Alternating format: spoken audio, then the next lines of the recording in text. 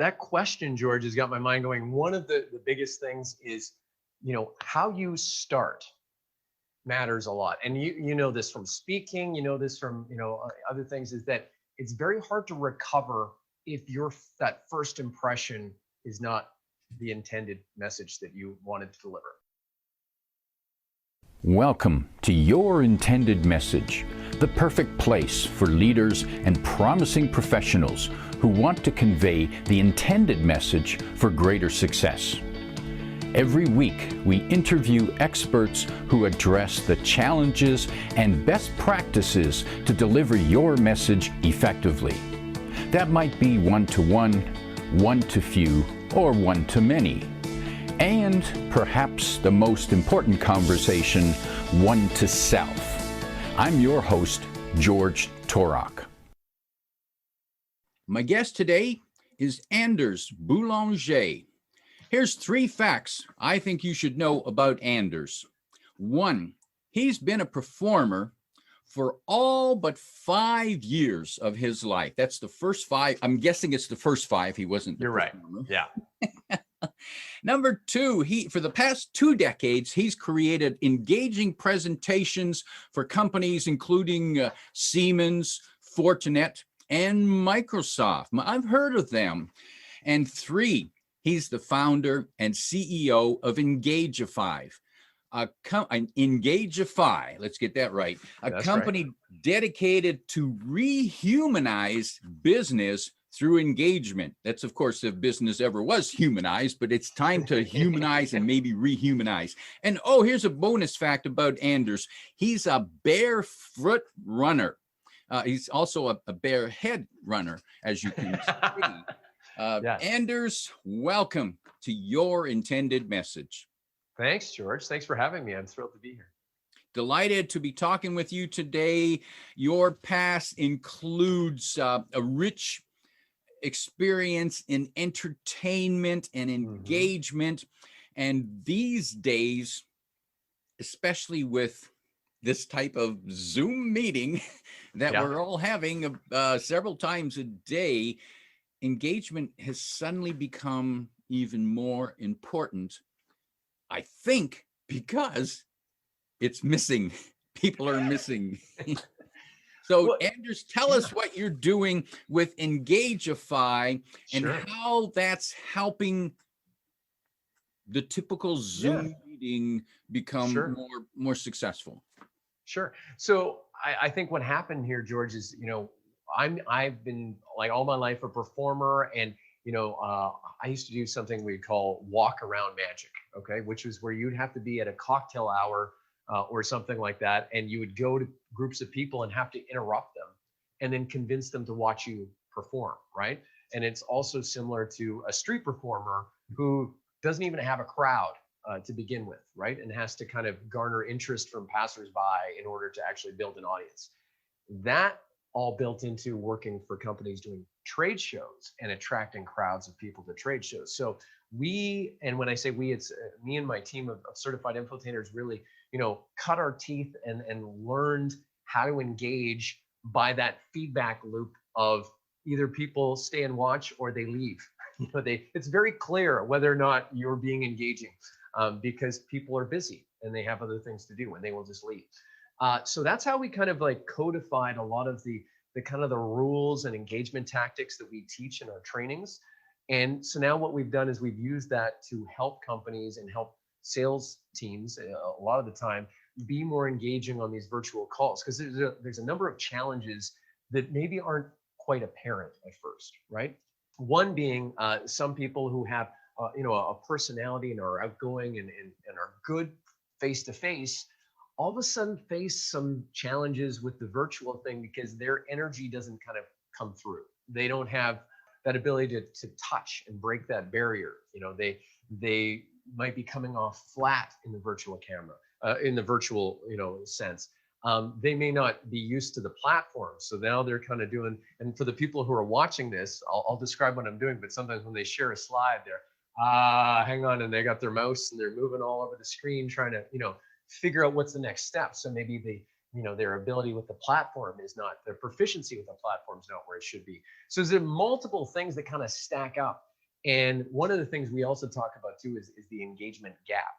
And this is the idea that your frontline people, okay, and I talk a lot more about, revenue teams, sales and marketing, but this can be anyone, right? The communicator, right, is maybe, unaware of what message they're sending. And I mean, your intended message, I mean, right, it's the intention behind it, and then what is actually received is what's the important piece. But they might be unaware of what kind of message they're sending. And when I say that in a virtual sense, what is the camera angle that they have, right? Is it up the nose and it makes them look kind of snooty? Is it, is it down on them and making them look diminutive, right? Is there unconscious kind of, perceptions being sent? So they're unaware, they might be untrained. They might not have ever been trained how to either work a virtual meeting, or maybe they've never been trained on how to be engaging, right? So that's another piece. And then the third of the communicator piece is they might be just unremarkable in the first place. Okay, some people aren't great face to face in the first place, and then you put this virtual magnifying lens on that, and then it makes it even worse, right? So it's kind of like, I find that the virtual meeting exacerbates whatever issues are there. And then on the communicate, what the other side, the receiving side of this gap that I'm talking about, people are busy, they're distracted, and they have no time. So I see this as kind of a perfect storm of not getting your intended message across, right? Because of these issues. And people are consuming that content on a dopamine spiking device that they'd watch movies, go on social media with. So you're actually competing, and you have to raise your bar in terms of engagement because of those issues. So hopefully that makes sense to your listeners. And there's, I can imagine that entertaining, walk around magic, entertaining on the street, walking up to strangers on the street, and immediately, try to entertain them. How many seconds do you have to grab their attention? Not a lot, and depending on the scenario, fewer than you'd almost think. So in a trade show sense, people are usually hiking past your booth at a pretty good rate, pretty good clip, right? So you might have a 1 to 2 second window just to stop them, and then they're past the point of no return. In a street performing sense, some people are kind of wandering around, and they might be watching you from afar, and they might kind of, you have a little bit more time to kind of flirt with them, if you will, okay? And then, on a virtual call, well, you're having a meeting with someone, so they're probably going to give you the time of day, but it's very easy for them to tune out. Who knows if they're even watching you after a while, right? So I think it depends on the circumstance, but and in the walk around magic, like with that, if it's a busy, and I used to find the higher end of an event, it was the kind of this, maybe the snobbier it might be, that kind of thing. It was like you had to get them and get them to buy into you very quickly. And if you did, then you suddenly had credibility, because people would hear all the laughter, they'd hear the excitement, and they'd want to get in on it. So it was just that first group was hard to kind of break into, right? But then you kind of got that social proof happening. So yeah, go ahead, George. In the trade show scenario, what's more critical? What people first see or what they first hear? I think, I don't know if I would put it, I'd say the whole package is important to me. So again, goes to virtual meetings, goes to anything, is that how people perceive you is going to be a combination of what they see, what they hear, and maybe what they feel, right? The visual, auditory, kinesthetic, and what they feel might not be you touching them, but it could be, if you're in the same space, it could, but it's that combination of, do they think that this is worth their time? And so knowing that we're going to deliver value. And this is the spiking of the dopamine. When we talk about, the neuroscience of engagement, we want to spike that dopamine, meaning what's in it for them? Is there a payoff? Why do I want to stick around? And so you always want to be kind of either teasing what's to come or building up the value of what you're about to share. And so in a trade show, I would, and again, this is for your guests who are viewing, but I would give someone a chance to win $2,000. And so just what I just did right now is I fanned out $2,000 in US currency And it looks kind of nice. It looks kind of cool. And people would see that and they go, whoa, what's that all about? And I'd put the cash down on the floor and people would be like, what is this guy doing? So we were creating all this kind of interest, and it's a bit of a pattern interrupt too, right? It gains your attention because people don't see that normally, right? So, and again, on the virtual side of things, for virtual engagement, how can you disrupt what people would expect and keep creating contrast, right? That is another big piece of what gains our attention, and if you think of, smells in terms of senses, if something stays the same for a while, you can't smell it anymore, right? But if you go somewhere and you come back, the change, right? So that kind of contrast is important. So in a virtual engagement sense, and if I do this, all of a sudden now I've changed my camera, and you can kind of see my setup a little bit, but this idea that we can actually change what people see instead of them seeing the same thing all the time, right? Just like facial expressions, changing things up. If nothing changes, why bother looking there? Right. So I find that contrast is one of those biggest things that the more of that you work in, the more you're going to keep people kind of off balance, and they're going to be seeing something new all the time, and they'll stay engaged, and they'll hear you and see what you're trying to get across. To be effective at engaging people, to be that I guess engagement is close to entertaining in some ways. Does one need to be an extrovert? You know what? I don't think so. I mean, I am one, so I can see that. I feel like when we've been training sales teams, and there might be some sales engineers, so they're kind of they're engineers, but they're also on the front lines, and they'll be kind of doing demos for companies. We work with a lot of software companies.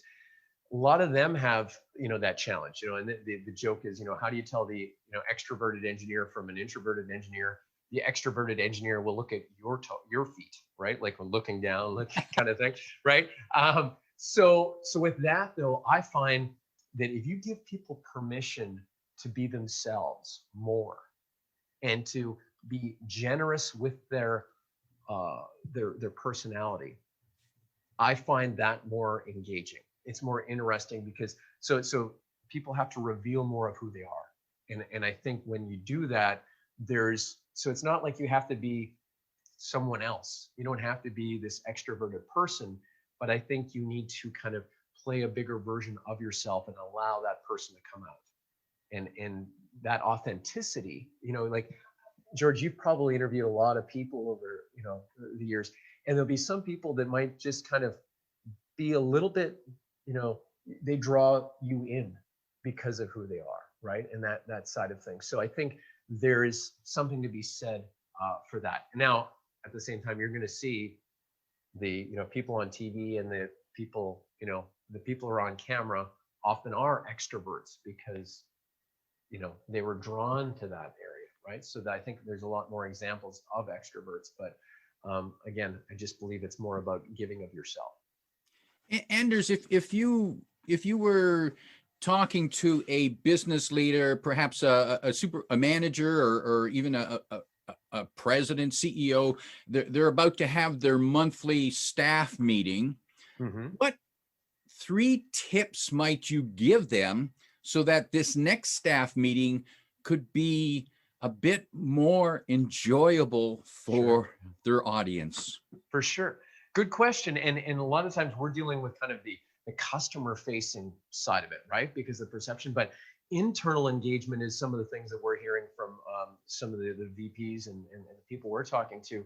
And one thing I would say for the leader or the manager is, of course, lead by example, right? If you want everyone else to kind of be more engaging, you do it first as well. And so here's a few tips. One of them being more, I believe that you have to deliver 33% more energy than what you thought you needed in the first place.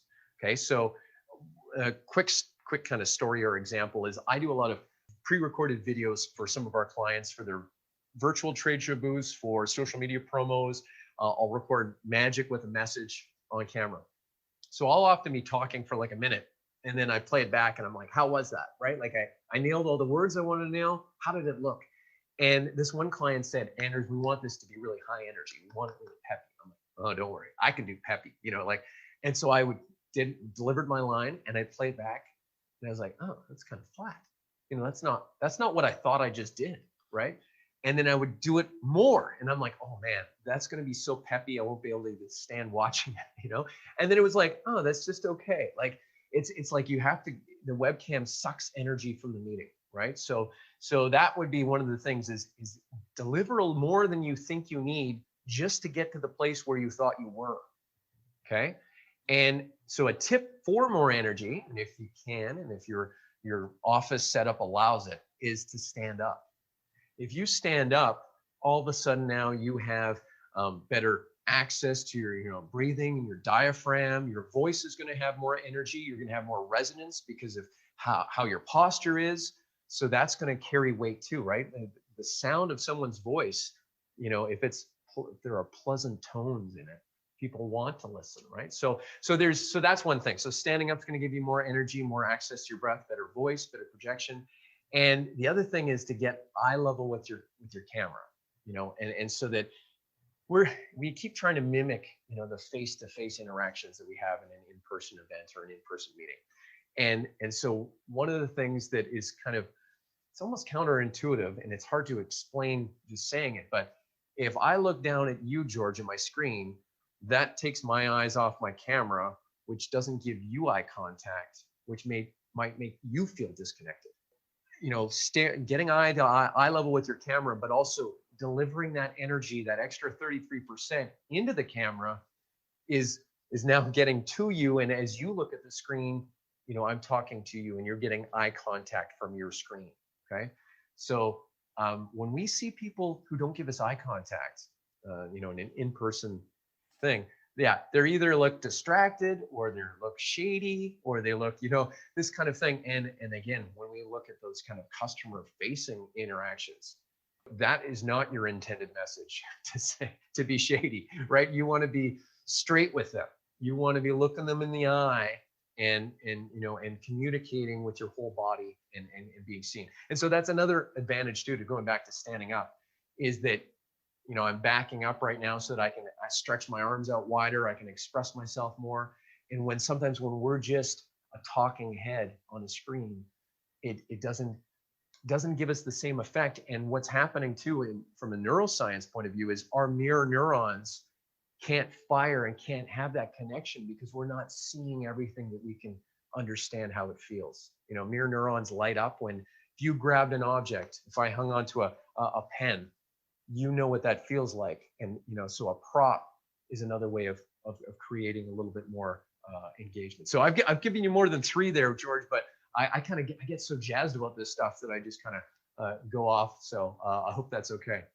Yeah, I believe the key that I heard is more energy, and there's a few ways, and one of the simplest way to get that is stand up, which your typical meeting, people are sitting, slumping, snoozing, even people who put their arms on the desk and they're doing this kind of thing, putting their chin on their hand, and then they muffle themselves with their hands and they just look silly, and they look boring and they look bored. Like, why this is so important? Why can't you show a little bit more energy? So I've seen that happen in meetings.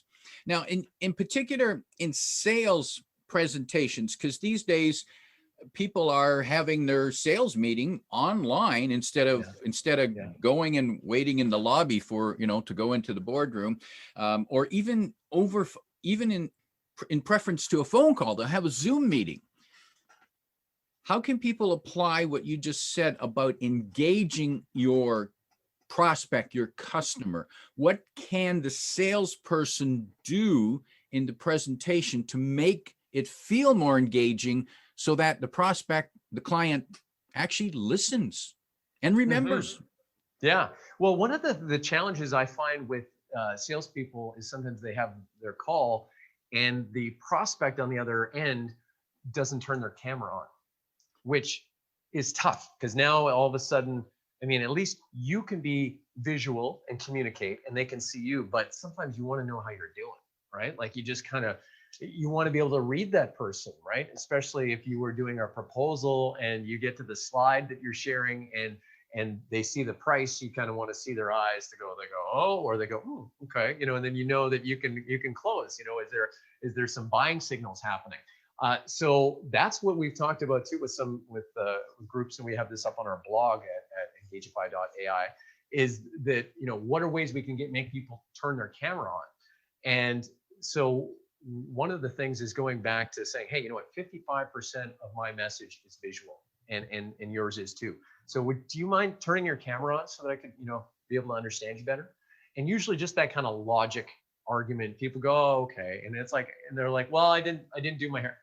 It's fine. I just rather connect with you. Right. And you come from it from a sincere place. They'll often turn on their camera, and now you can feel like you have more connection. Right. And it's just, so that's good. The other engaging piece that I would say too, of course, using visuals. So slides is something people do. What we tend to do with our slides though is we use a special piece of software called OBS, and it's a free piece of software, but it enables us to split our screen.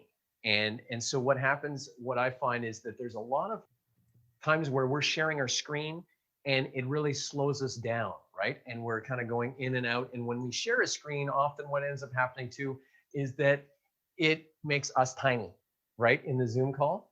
And so what we do, and this is more for your visual visitors here, but I can split my screen so I can have my slide to the side of me, and then I can then take it back if I want to express myself and take the whole screen. So the idea of being able to change those visuals on the fly very effortlessly, not only is it interesting visually, but also because you're doing it without, again, the whole, okay, a second, let me share my slide. That whole searching around, trying to do this and talking your way through, something that is should be very kind of customary. It gives your prospects kind of a feeling of, oh, I'm in good hands here. Look how well he handles himself. You're building trust because of the confidence that you're instilling. So that's another way that one of the things we teach is just to kind of take that higher level of handling visuals while presenting. Yeah. Now, Anders, for those that are only listening, I'm just going to comment on what I just saw there. You just went from just you on the screen to you on about not quite a half, but a little bit under a half. And on the other half of the screen is a slide, is an image. And it was instant. I didn't see you hunting around with a control, no hands, and now it's switched back. Yeah, it's a foot pedal. So there's ways that you can use a foot pedal. Wow. Yeah. Here, I'll even show you here. So I'm gonna. So this is one of our secrets is that the foot pedal, I've got one. This one is for this main camera. This is for the split screen, and this is for. Oh, sorry. This one is for so you can see the setup. And so that's a third camera up at an angle for the people listening. And so because I can go back and forth and flip through it, and it just gives me control. And again, with Zoom and some of these platforms, like we're talking engagement here, George, there's a lot going on. There's the technology, right? The platform, the gear piece. There's the content. How do you make that engaging, right? And then there's the other side of it is the performance of this. So there's kind of multiple layers happening. So right now I'm kind of showing off a little bit of the platform side of things just to kind of make it smoother and easier for people. But yeah, this has been kind of a great change for us that's enabled us just to be more. And what resonated with me, Anders, is you just reinforced the message for people that it's not only your content. I mean, that's been an ongoing problem for presenters for decades. People who think, oh, I'll just cover the content. It doesn't matter. I'll just read my slides or I'll read my notes and I'll tell them what they need to know. But performance has always been a critical factor in how the content is received and what's the actual received message. So that's always been an issue, but that becomes even more critical now in this event. And the added third piece there is the technology. So for those people who are sitting around thinking, oh, it's going to go back to normal anytime now, why bother investing in any cameras or lights or even learning how to use this stuff? Hey, people, wake up. We're going to be doing this for a while. And the ones who are going to win are the ones who are actually investing in themselves and the equipment and improving their delivery. Mm-hmm. And we're seeing trends too in the sales industry of companies who are doing well enough, right? They're making their numbers. And now suddenly that sales budget that used to be associated to them traveling and meeting with customers and wining and dining is not possibly going to be there because they're doing well with virtual meetings.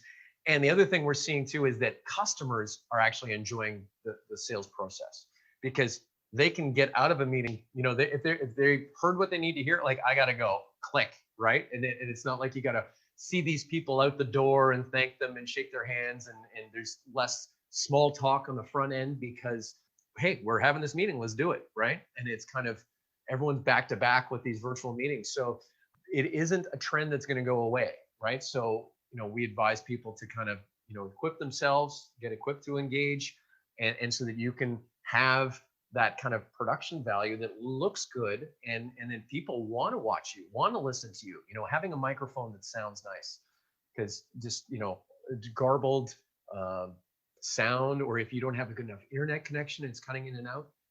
It's very easy for people just to not want to pay attention. And so we often say, first, do no harm, right? It's like the Hippocratic Oath kind of thing, is that, like, let's get that base level going. And then we can talk about some of these other engagement tactics and skills to bring into it. But let's make sure they can see you well, they can hear you well, and then at least we have a place to start. Yeah. Anders, I know you have a program, an online program for those who want to boost their online delivery skills and knowledge. And you have a special offer for listeners of this podcast. Yeah. And I believe the offer is 33% savings, which for those who are a little slow on the math, that means a third off, folks. And you know why I did it 33%? Because that's that extra 33% energy we have to deliver. So, you know, you're going to remember it that way, and you're going to have that kind of savings off that. And that is exclusively for your intended message listeners. So there'll be a link in the show notes, I believe. It'll be in the notes. And for those who are taking notes right now, here is the address for that. It's ZURL, so ZURL, ZURL.co/. Now, okay, here's where it gets a little tricky. Capital W, number 6, small y, capital V. I'll tell you that last part again. So after the /, it's capital W, number 6, Y, small letter, and then big V. And if you go there, you will find the program, the online program training with videos and checklists and templates, how you can make your online delivery far more engaging. Mm-hmm. Anders, as a magician, as a one-time magician, performer, street performer, if you could offer people just 3 tips or techniques that they can build on from lessons you learned in that magician stage, when you went through that, when you learned to, and I'm guessing that sometimes you bombed.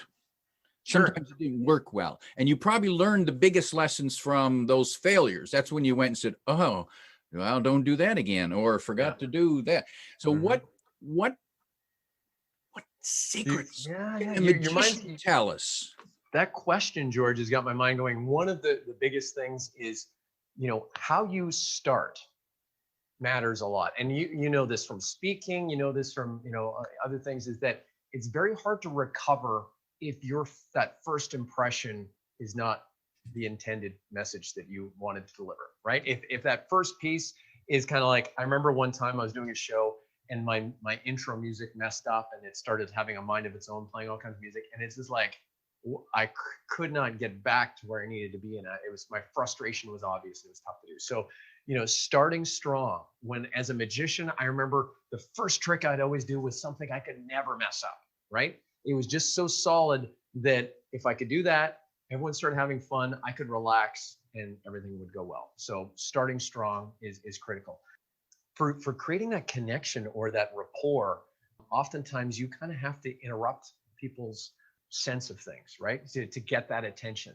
When I was doing the walk around magic, when we were talking and you had to interrupt a group of people, I would say something like, oh, hey, sorry to interrupt. Remember your topic.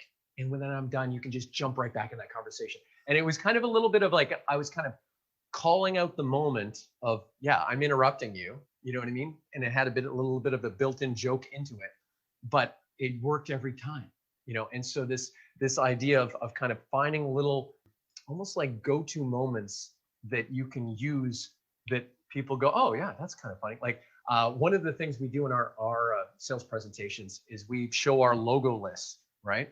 And then when we say, oh, there's a little bit of space here, let's move this one out of the way. And one of the logos animates and then their logo appears. And it's this kind of a little bit of a wink, wink, nudge, nudge. I've built their company into it. And it's you focused. That's one of the things that, people love to be involved in it. And it's this kind of like little moment, little joke that helps people, connect and feel welcome. So that's those things. You're going to find things that work every time, and then you can lean on them and use them. And then a third thing, I'm trying to think of what a third thing from magic. You know what? I think the willingness to engage is a piece that is missing these days. We're so in our own world, on our phones, head down, shut down, that I think we need to kind of force ourselves to take some risks. And so some of the things I would do when I was doing magic, I was getting paid to entertain people, and I had to be the one to take the initiative. I was motivated because I wanted to get paid. And so I sometimes think we don't take enough risks to kind of put ourselves out there and see if people will respond to what we're putting out there. And when there is engagement, one party must go first. Someone has to go first in order to create that engagement. And so take it upon yourself to be that person and take risks. My guest today is Anders Boulanger. He's a specialist in engagement. His message is to be engaging and do no harm.